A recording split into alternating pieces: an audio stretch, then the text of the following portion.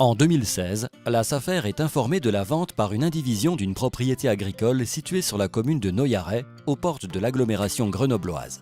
Situé dans la plaine alluviale de l'Isère, ce bien d'une valeur de 227 000 € comprend un corps de ferme à rénover et une assise foncière de 9 hectares de terres labourables, présentant un excellent potentiel agronomique propice aux cultures maraîchères.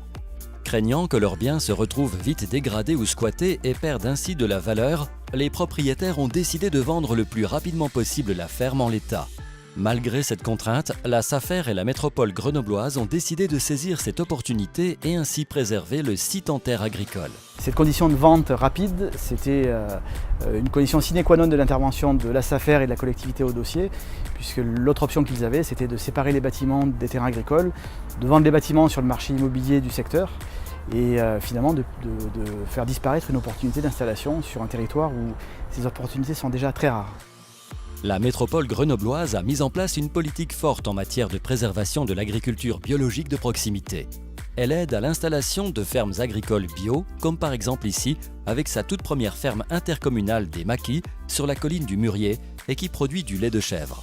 C'est dans cet esprit que s'inscrit le nouveau projet de Noyaret. Ici, on est dans une région où il y a une forte pression immobilière et un impact sur les terres. Il y avait un impact sur les terres agricoles, ce qui fait que nous avons mis en place un PLUI qui a été voté récemment et qui réduit fortement la pression sur les terres agricoles, puisque nous avons une demande importante de produits locaux en proximité. C'est donc tout naturellement que la collectivité s'est tournée vers l'EPFL du Dauphiné pour les accompagner dans le projet de Noyaret, notamment sur le plan financier.